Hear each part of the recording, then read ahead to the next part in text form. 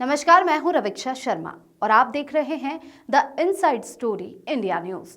आइए आज हम जानते हैं कि शाजापुर जिले के वन परिक्षेत्र शुजालपुर और वन मंडल शाजापुर के अंतर्गत आने वाले कालापीपल और अकोदिया, इन दोनों क्षेत्र में बड़े पैमाने पर अवैध रूप से संचालित आरा मशीनों और लकड़ी परिवहन का नेटवर्क का केंद्र बन चुके हैं।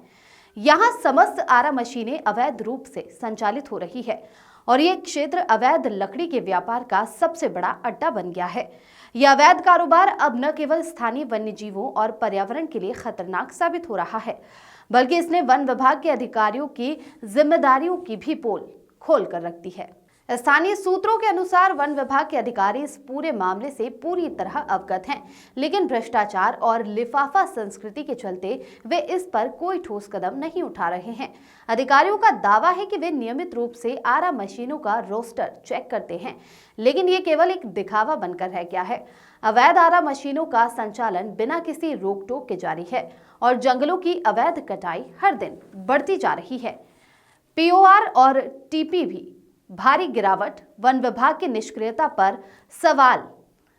पीओआर पास ऑन रिपोर्ट और टीपी ट्रांजिट परमिट वन विभाग की मुख्य निगरानी प्रक्रियाएं हैं जो ये सुनिश्चित करती है कि जंगल से काटी गई लकड़ी का परिवहन वैध है या नहीं।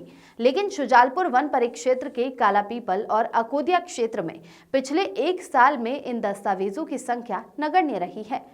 पीओआर और टीपी की संख्या में इतनी बड़ी गिरावट साफ तौर पर यह दिखाती है कि या तो वन विभाग कार्यशील नहीं है या फिर जानबूझकर इन अवैध गतिविधियों को अनदेखा किया जा रहा है।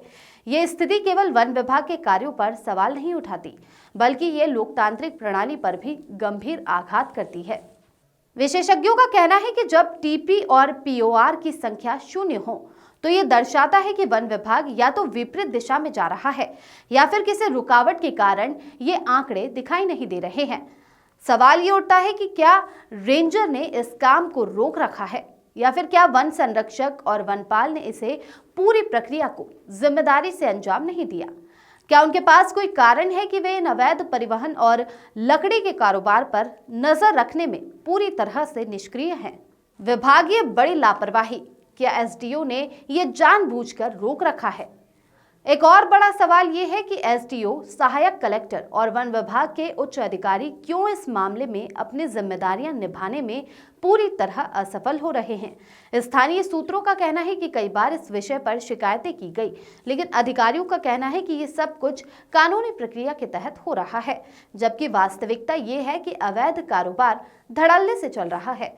ऐसा प्रतीत होता है कि एसडीओ ने जानबूझकर इन गतिविधियों पर कोई सख्त कदम नहीं उठाया, जो कि विभाग की विनाशकारी कार्यशैली को दर्शाता है।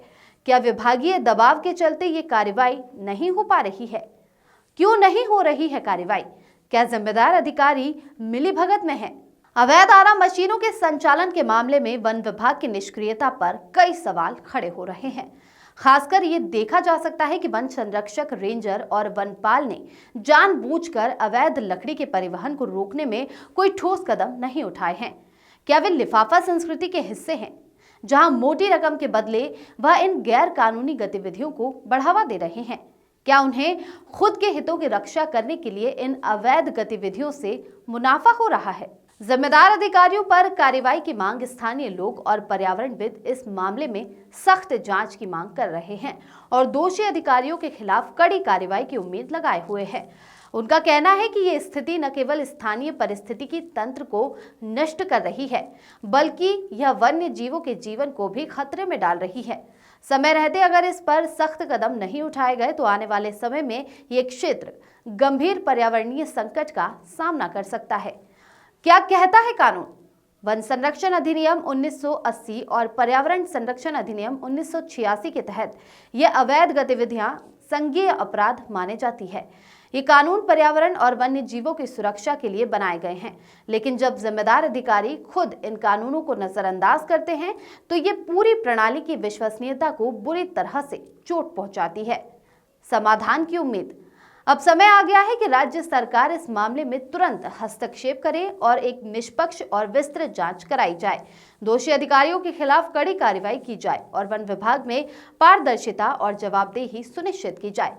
अगर जल्द ही इस पर लगाम नहीं लगी तो ये केवल पर्यावरणीय संकट को बढ़ावा नहीं देगा, बल्कि ये आने वाली पीढ़ियों के लिए भी खतरा बन सकता है। काला पीपल और अकोदिया में अवैध रूप से संचालित आरा मशीनों का एक गंभीर मामला वन विभाग की निष्क्रियता और किसी प्रकार की जवाबदेही की कमी को उजागर करता है।